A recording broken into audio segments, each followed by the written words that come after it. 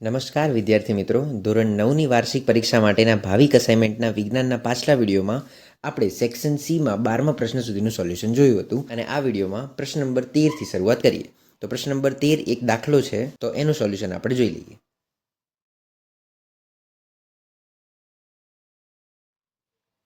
આગળનો પ્રશ્ન નંબર 14 તમને આપેલો છે.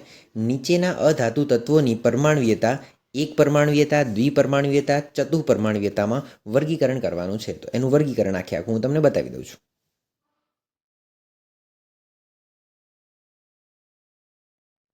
આગળ પ્રશ્ન નંબર 15 જોઈએ, તો એ તફાવત છે વનસ્પતિ કોષ અને પ્રાણી કોષ.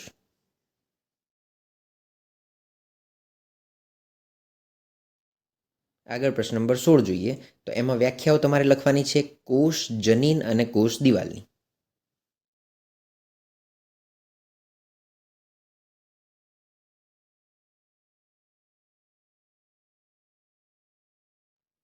આગળ પ્રશ્ન નંબર 17 જોઈએ, તો 17મા પ્રશ્નમાં તમને પૂછેલું છે કોષ દિવાલ વિશે નોંધ લખો.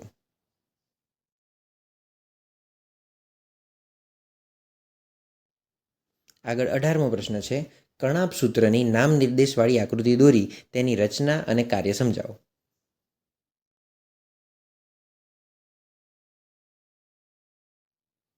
આગળ 19મો પ્રશ્ન અંતઃકોષરસ ઝાડની આકૃતિ દોરી સમજૂતી આપો.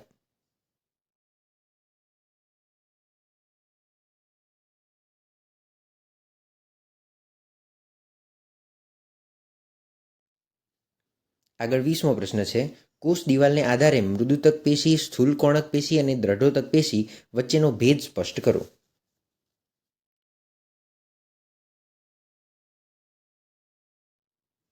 આગળ 21મો પ્રશ્ન જોઈએ, એમાં તમને 3 પ્રશ્નો આપેલા છે. પહેલું છે પેશીની વ્યાખ્યા, બીજું કેટલા પ્રકારના એકમો મળીને જલવાહક પેશીનું નિર્માણ થાય છે અને ત્રીજું છે રંધ્ર કે વાયુરંધ્રનું કાર્ય શું છે. ત્રણેયના જવાબ આપણે જોઈ લઈએ.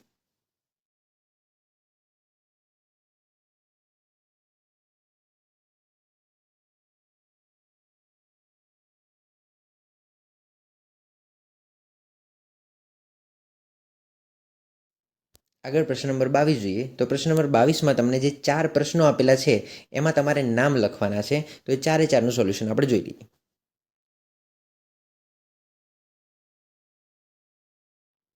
આગળ પ્રશ્ન નંબર 23 તમને આપેલો છે હૃદ સ્નાયુ પેશીનું વિશેષ કાર્ય શું છે.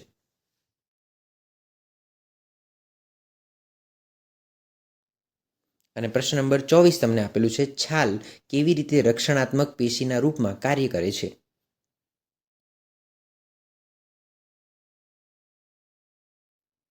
તો આ વિડીયોમાં આપણે અહીંયા સુધી જ રાખીએ. જલ્દીથી જ નેક્સ્ટ વિડીયો આવશે કે જેની અંદર પ્રશ્ન નંબર 25થી આપણે સોલ્યુશન જોઈશું.